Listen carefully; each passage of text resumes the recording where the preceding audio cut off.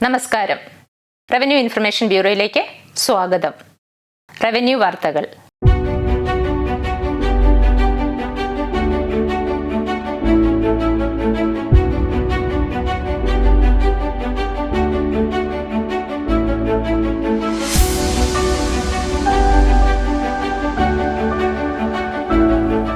പ്രധാന വാർത്തകൾ.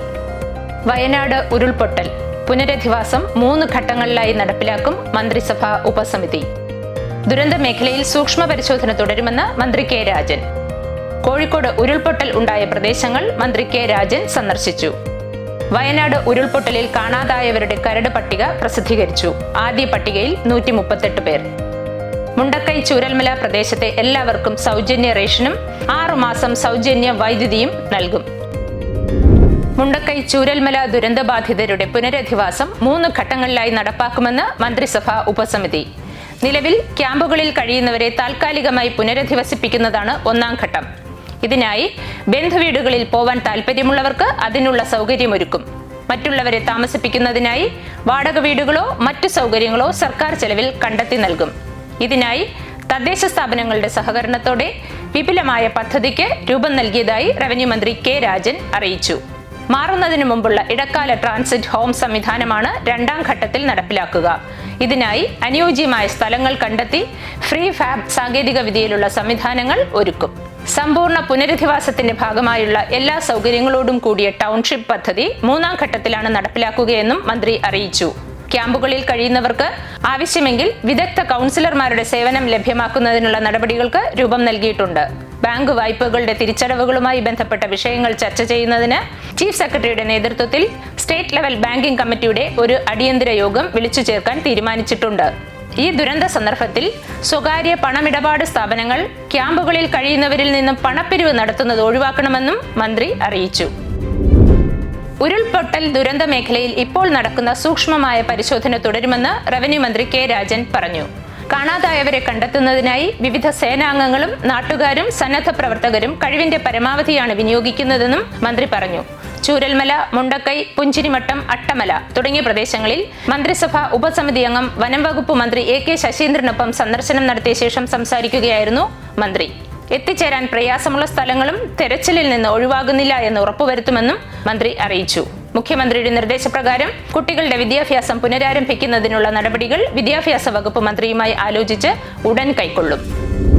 കോഴിക്കോട് ഉരുൾപൊട്ടൽ ഉണ്ടായ വിലങ്ങാട്, മഞ്ഞച്ചീളി, ഉരുട്ടിപ്പാലം, പന്നിയേരി, കൂറ്റല്ലൂർ ഉന്നതികൾ, നരിപ്പറ്റ ഗ്രാമപഞ്ചായത്തിൽപ്പെട്ട വായാട് ഉന്നതി എന്നീ സ്ഥലങ്ങളിൽ റവന്യൂ മന്ത്രി കെ രാജൻ സന്ദർശനം നടത്തി.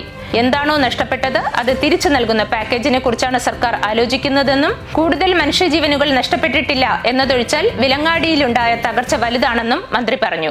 ഉരുൾപൊട്ടലിനെ കുറിച്ച് ശാസ്ത്രീയ പഠനം നടത്താൻ geologist, hydrologist, soil conservationist, Hazard analyst എന്നിവരടങ്ങുന്ന 4-അംഗ സംഘം അടുത്തയാഴ്ച വിലങ്ങാടെത്തും.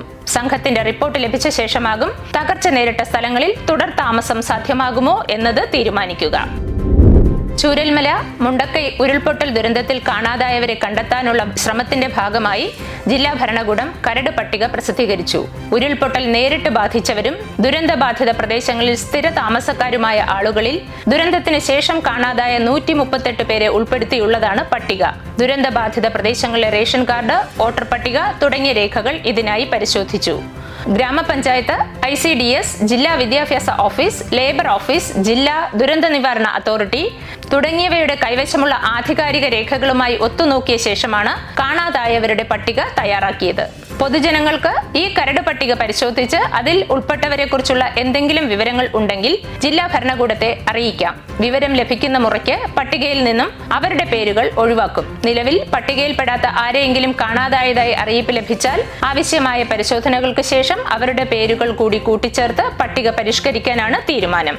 www.wayanad.gov.in എന്ന വെബ്സൈറ്റിലും ജില്ലാ കളക്ടറുടെ സമൂഹ മാധ്യമ അക്കൗണ്ടുകളിലും കളക്ടറേറ്റിലെയും മറ്റ് നോട്ടീസ് ബോർഡുകളിലും കരട് പട്ടിക ലഭ്യമാകും. വിവരങ്ങൾ അറിയിക്കാൻ ബന്ധപ്പെടുക 807840909770.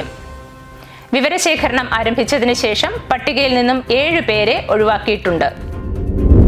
മുണ്ടക്കൈ ചൂരൽമല പ്രദേശങ്ങളിലെ ARD 44-46 റേഷൻ കടകളിലെ മുഴുവൻ ഗുണഭോക്താക്കൾക്കും 2 മാസത്തെ റേഷൻ വിഹിതം പൂർണ്ണമായും സൗജന്യമായി നൽകും. മുൻഗണനേതര വിഭാഗക്കാരായ നീല, വെള്ള കാർഡുകളിൽ ഉൾപ്പെട്ടവർക്കും റേഷൻ വിഹിതം സൗജന്യമായിരിക്കും. ഉരുൾപൊട്ടലിൽ റേഷൻ കാർഡ് നഷ്ടമായവർക്ക് പകരം കാർഡുകളുടെ വിതരണം തുടങ്ങി. ക്യാമ്പുകളിൽ കഴിയുന്ന ആളുകളിൽ നിന്നും ലഭിച്ച അപേക്ഷകളുടെ അടിസ്ഥാനത്തിലാണ് പുതിയ കാർഡുകൾ വിതരണം ചെയ്തത്. ക്യാമ്പുകളിൽ കഴിയുന്നവർക്ക് രേഖകൾ, തൊഴിൽ, മറ്റ് അടിസ്ഥാന സൗകര്യങ്ങൾ ഉൾപ്പെടെ സമ്പൂർണ്ണ പുനരധിവാസം നൽകുന്നതിന്റെ ആദ്യപടിയാണ് റേഷൻ കാർഡ് വിതരണമെന്ന് മന്ത്രി കെ രാജൻ പറഞ്ഞു. മേപ്പാടി പഞ്ചായത്തിലെ 10, 11, 12 വാർഡുകളിൽ ഉൾപ്പെടുന്ന KSEBയുടെ Chooralmala exchange, Chooralmala tower, Mundakkai, KK Nair, Ambedkar colony, Attamala pump എന്നീ ട്രാൻസ്ഫോർമറുകളിൽ ഉൾപ്പെടുന്ന ഗുണഭോക്താക്കൾക്ക് അടുത്ത 6 മാസം സൗജന്യമായി വൈദ്യുതി വിതരണം ചെയ്യും. ഈ ഉപഭോക്താക്കൾക്ക് നിലവിൽ വൈദ്യുതി ചാർജ് കുടിശ്ശിക ഉണ്ടെങ്കിൽ അത് ഈടാക്കില്ല. ദുരന്ത മേഖലയിലെ 1139 ഉപഭോക്താക്കൾക്ക് ഇതിന്റെ പ്രയോജനം ലഭിക്കും.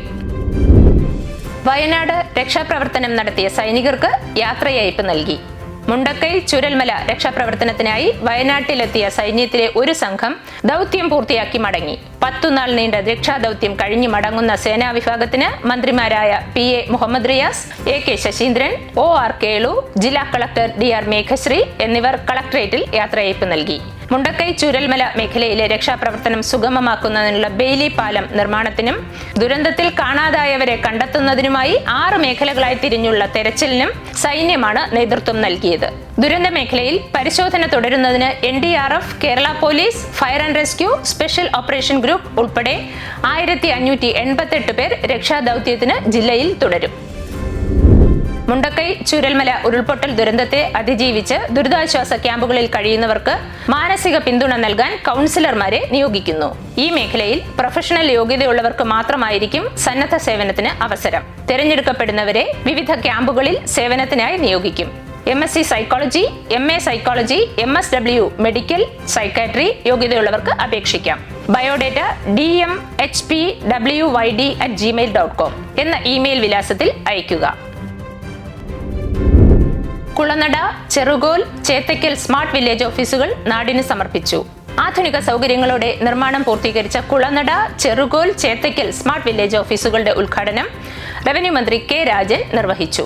സംസ്ഥാനത്ത് റവന്യൂ വകുപ്പിന്റെ ഓഫീസുകളുടെ മുൻപിൽ ആൾക്കൂട്ടമില്ലാതെ സേവനങ്ങൾ സമ്പൂർണ്ണമായി ഓൺലൈനായി ലഭ്യമാകുന്ന കാലമാണ് സർക്കാർ ലക്ഷ്യം വയ്ക്കുന്നതെന്ന് റവന്യൂ മന്ത്രി കെ രാജൻ പറഞ്ഞു. വില്ലേജ് ഓഫീസുകളിലെ അടിസ്ഥാന സൗകര്യങ്ങൾ വർദ്ധിപ്പിക്കുന്നതിന് പുറമെ സാധാരണക്കാരായ ജനങ്ങൾക്ക് സേവനങ്ങൾ വേഗത്തിലും സുതാര്യമായി ലഭ്യമാക്കുകയാണ് സ്മാർട്ട് വില്ലേജ് ഓഫീസിന്റെ പ്രവർത്തനത്തിലൂടെ ലക്ഷ്യം വെക്കുന്നതെന്നും മന്ത്രി കൂട്ടിച്ചേർത്തു. തിരുവനന്തപുരം ജില്ലാ ഭരണകൂടത്തിന്റെ കളക്ടേഴ്സ് സൂപ്പർ 100 2ാം പതിപ്പിന് തുടക്കമായി. പാർശ്വവൽക്കരിക്കപ്പെട്ട സമൂഹങ്ങളിലെ പെൺകുട്ടികളുടെ ഗണിതശാസ്ത്ര കഴിവുകൾ മെച്ചപ്പെടുത്തുന്നതിലൂടെയും സയൻസ്, ടെക്നോളജി, എഞ്ചിനീയറിംഗ്, മാത്തമാറ്റിക്സ് വിദ്യാഭ്യാസത്തിലും തൊഴിലിലും പങ്കാളിത്തം പ്രോത്സാഹിപ്പിക്കുന്നതിലൂടെയും അവരെ ശാക്തീകരിക്കുക എന്ന ലക്ഷ്യത്തോടെ തിരുവനന്തപുരം ജില്ലാ ഭരണകൂടവും കനൽ സന്നദ്ധ സംഘടനയും സംയുക്തമായി നടത്തുന്ന കളക്ടേഴ്സ് സൂപ്പർ 100 പദ്ധതിയുടെ 2ാം ഘട്ടം ആരംഭിച്ചു. പാളയം മഹാത്മാ അയ്യങ്കാളി ഹാളിൽ നടന്ന ചടങ്ങിൽ ജില്ലാ കളക്ടർ അനുകുമാരി കളക്ടേഴ്സ് സൂപ്പർ 100 2ാം പതിപ്പ് ഉദ്ഘാടനം ചെയ്തു. കൊല്ലം താലൂക്കിലെ തൃക്കരുവ വില്ലേജിന്റെ ഡിജിറ്റൽ റീസർവേയുടെ ഉദ്ഘാടനം M. മുകേഷ് MLA നിർവഹിച്ചു. തൃക്കരുവ പഞ്ചായത്ത് പ്രസിഡന്റ് സരസ്വതി രാമചന്ദ്രൻ അധ്യക്ഷയായി. യോഗത്തിൽ മറ്റ് ജനപ്രതിനിധികൾ, survey deputy director S. Saleem, assistant director P. Unnikrishnan, tahsildar Anilkumar എന്നിവർ സംസാരിച്ചു. ഡിജിറ്റൽ സർവേ കൂടുതൽ ജനകീയമാക്കുന്നതിനും ആശങ്കകളും സംശയങ്ങളും പരിഹരിക്കുന്നതിനുമായി വാർഡ് തല സർവേ ജാഗ്രതാ സമിതി രൂപീകരിക്കുമെന്ന് പഞ്ചായത്ത് പ്രസിഡന്റ് അറിയിച്ചു. ഇതോടെ ഈ ബുള്ളറ്റിൻ ഇവിടെ പൂർണ്ണമാകുന്നു.